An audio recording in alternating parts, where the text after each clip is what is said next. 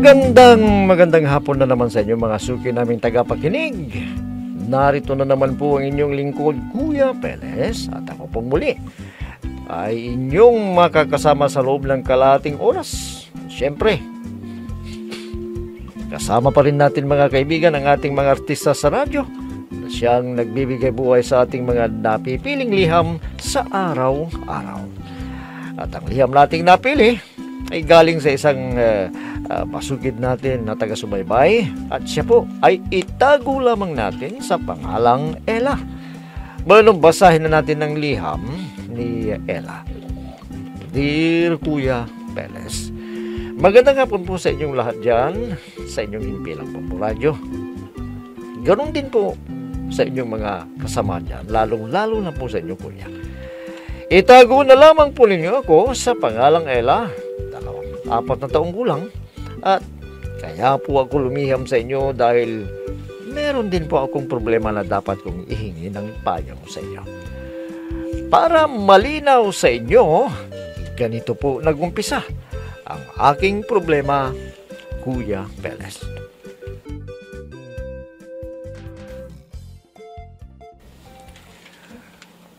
Kung hindi ka kayang pakasalan ng lalaking yan, mas mabuti pang umuwi ka na dito. Lintik na lalaki yan.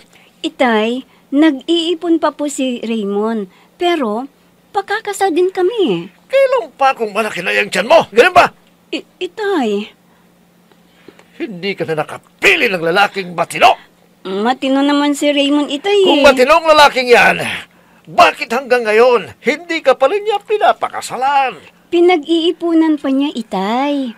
Pumayag na ako sa gusto nilang mangyari. Na doon ka na tumira sa kanila. Dahil sa pag-aakala kong malayo tayo sa kahihiyan. Pero anong ginawa ng walang hiyang lalaking yan? Wala! Hayaan ninyo. At sasabihin ko po kay Raymond, itay. May dapat lang. Dahil kapag ako'y nainis, baka kung anong pang magawa ko kay Raymond na yan. Itay, pasensya na kayo kung nabigyan ko kayo ng kahihiyan. Ang pamilya natin. Talagang nakakahiya ang ginawa mo. Nakakahiya, Ella!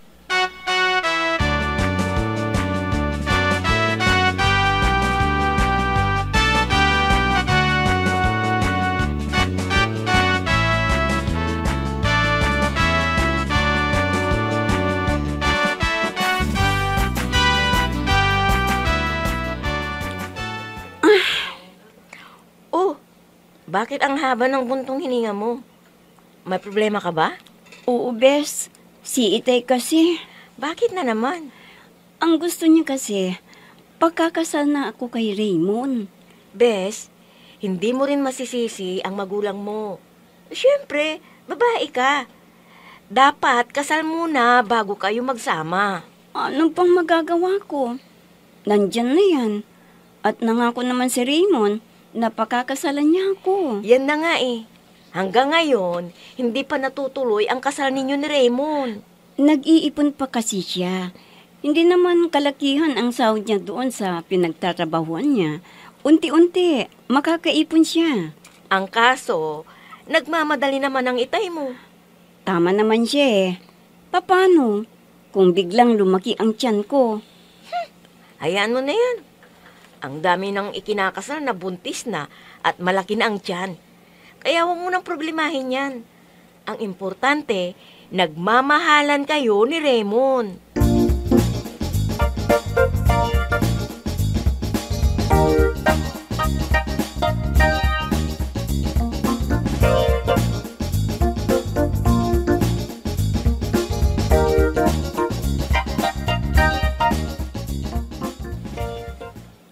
Inay, nagalit na naman daw ang tatay ni Ella nang umuwi siya kahapon. Bakit naman daw? Kasi daw, hanggang ngayon, hindi ko pa pinakasalan si Ella. Hindi ba't may usapan na tayo dyan? Na pag nakaipon ka na, saka kayo magpapakasal na dalawa? Opo, Inay. O bakit nagmamadali siya ngayon? Siguro, nag-aalala na rin si Ella. Dahil hanggang ngayon hindi pa kami kasal.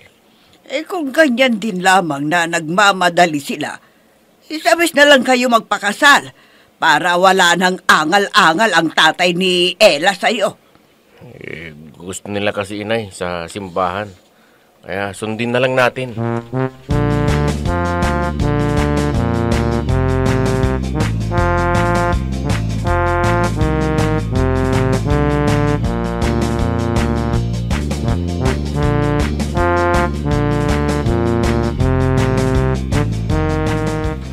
Ella, alam kong pinagalitan ka na naman ng itay mo.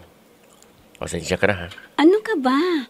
Siyempre, masakit ang loob ni Itay dahil hanggang ngayon ay hindi mo pa rin ako pinapakasalan. Alam mo, sa totoo lang, medyo malaki ang gagastusin natin kung ikakasal tayo sa simbahan. Kung iisipin mo, pwede na nating pag-umpisan sa malit na negosyo. Anong ibig mong sabihin? Pwede naman kahit sa West na lang, kung ako lang sana ang masusunod. Naisip ko na rin yung naisip mo. Kaya lang, hindi maintindihan kasi si Itay. Ang iniisip niya, yung kahihiyan ng pamilya namin ngayon. Pakakasalan naman kita. Kaya lang, hindi pa sa ngayon. Hindi naman kalakihan ng sahod ko. Hayaan mo na yan. Hindi naman ako ang may ganitong pinagdadaanan. Marami dyan. Oo nga pero galit na galit sa akin ang itay mo. At hindi ko alam kung mapapatawad pa tayo kapag hindi pa tayo nakasal.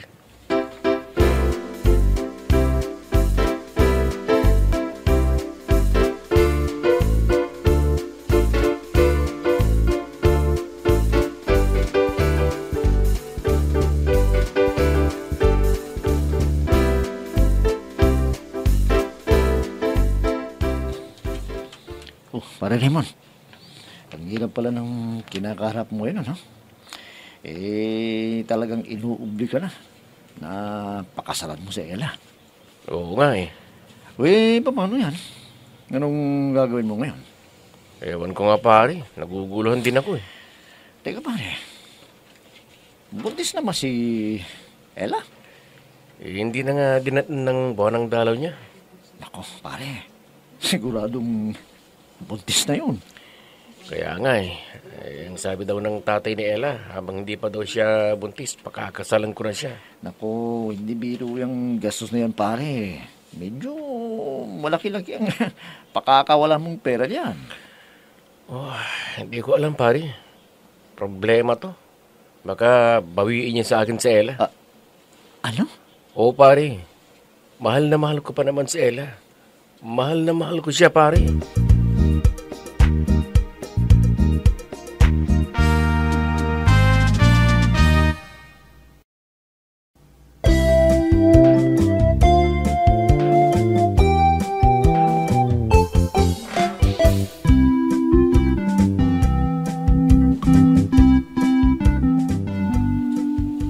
Namurong problema kami ngayon ni Raymond Kuya dahil nagagalit na si Itay sa kanya.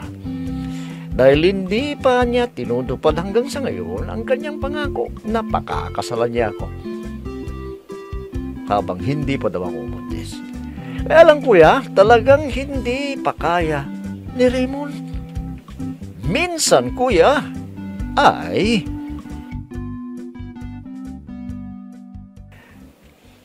ano ba talagang plano ng anak mo at hanggang ngayon hindi pa niya napapakasalan ang anak ko?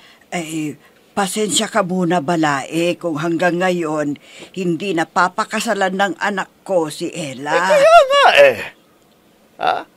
kahihiyan namin ito kapag nabuntis na si Ella. Buti ka pa lalaki yung anak mo. Ako, babae. Ano kaya Balae kung sa West lang muna sila magpakasal? At kapag talagang pwede na silang magpakasal sa simbahan, o di magpakasal sila ulit. Naku, malabo lang mangyari yan. Ano bang gusto niyong mangyari ngayon, Balae? Ano pa? Di tuloy na nila yung pagpapakasal nilang dalawa. Para may basbas naman ang pare ang pagsasama nilang dalawa. Sige, sasabihin ko dun sa anak ko. Kung kinakailangan na mangutang na siya, Bakit hindi? Matuloy lang ang kasal nilang dalawa. Pero Balae, Basta, yan ang sabihin mo kay Raymond. Na anak mo, kailangan na pakasalan na niya ang anak ko.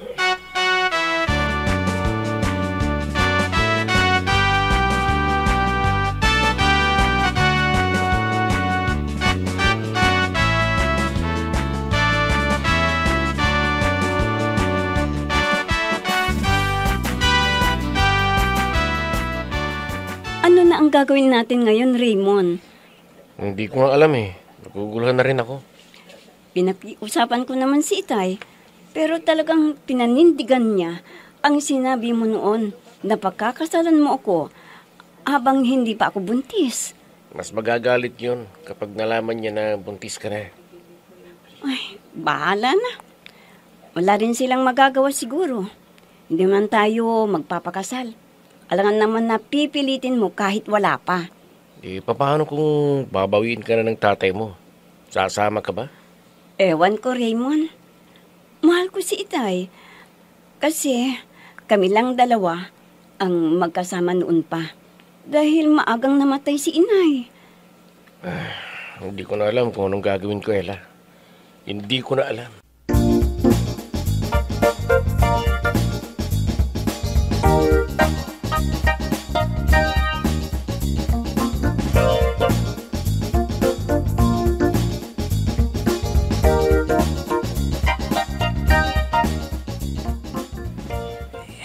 ano ngayon ang plano mo, anak?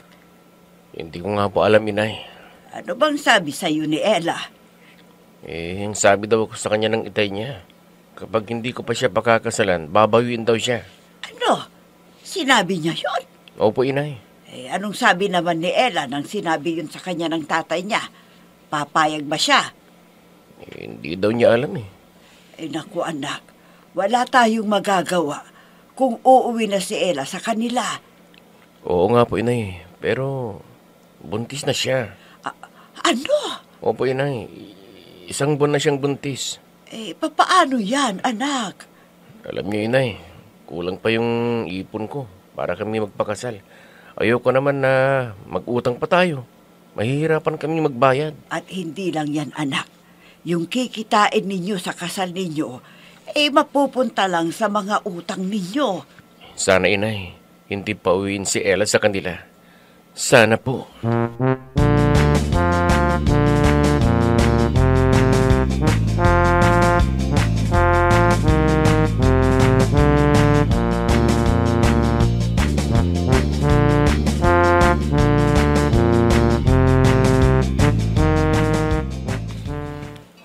Itay, may pinasasabi po si Raymond.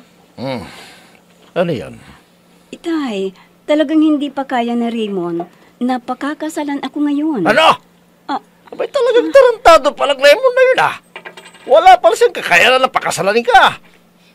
Pinaasa ka lang pala. Itay, mahal ko po si Raymond at mahal din niya ako at may kailangan pa kayong malaman. Ano yun? Buntis na po ako, Itay. Yan!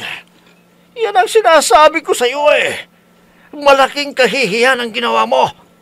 Hindi bali sana kung hindi ka pa buntis at pinakasalan ka na. Itay. Ano na lang sasabihin ng mga kamag-anak natin ngayon? Nag-iisa ka pa naman na anak ko. Ikinahihiya kita. Itay, nangako naman si Raymond na pakakasalan niya ako. Pero hindi pa sa ngayon. Hindi. Ang mabuti mong gawin ngayon, huwag ka nang bumalik doon. Dito ka na sa atin tumira. At huwag na huwag siya magkakamaling sundan ka rito dahil mapapatay ko siya. Itay!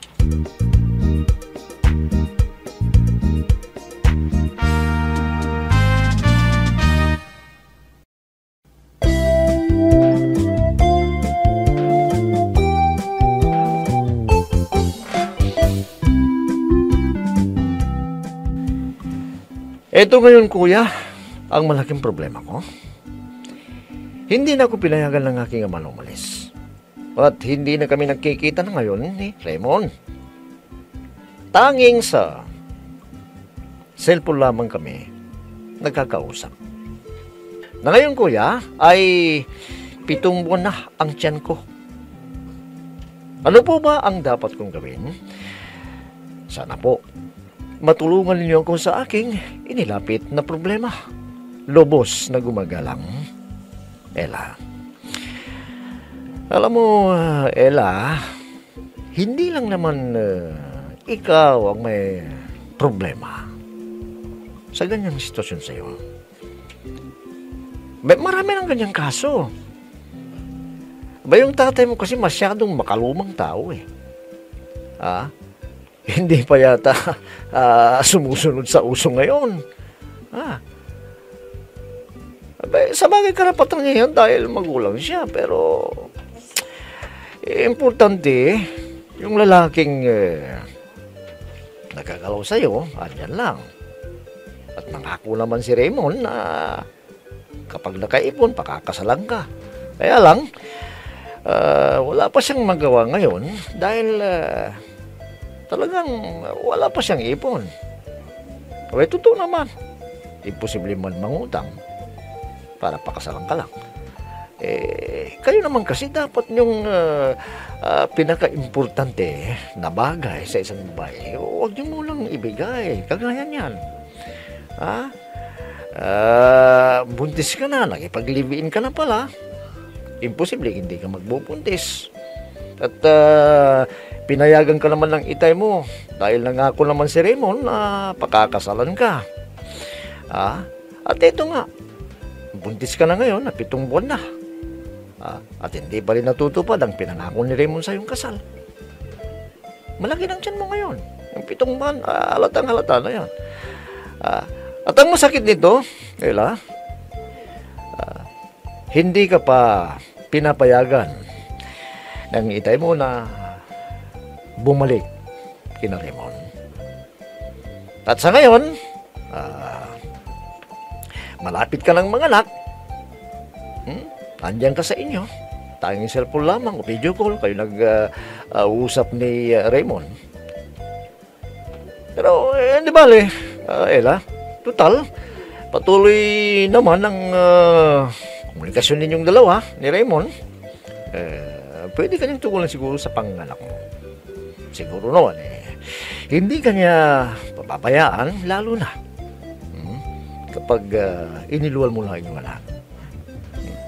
Siguro, Ella, sa ngayon talagang nakikita kong galit na galit yung tatay mo.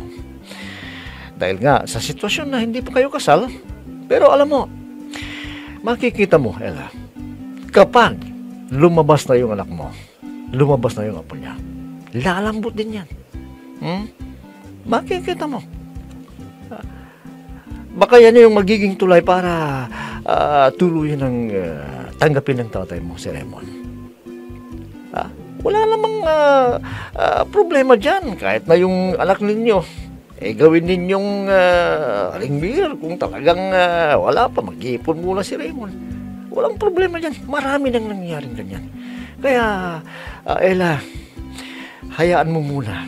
Total, nag-uusap naman kayo ni Raymond. Siguro naman kahit papano magkikita kayo ng patago. Pwede. Ang importante, andyan siya na nakasubaybay sa'yo. At palagay ko, hindi magtatagal, mapapatawad din kayo ng tatay mo sa nangyari. At matutuloy din ang pinaka-aasam-asam niya na pakakasalan ka ni Raymond. Bueno, yan lang muna siguro masasabi ko sa'yo, Ella. At naway kahit papano ay napayuhan kita sa iyong inilapit na problema. Bueno mga kaibigan, hanggang bukas na muli, sa ganito ring oras at timpilan, inyong abangan at pakinggan ang programang Peles at your service.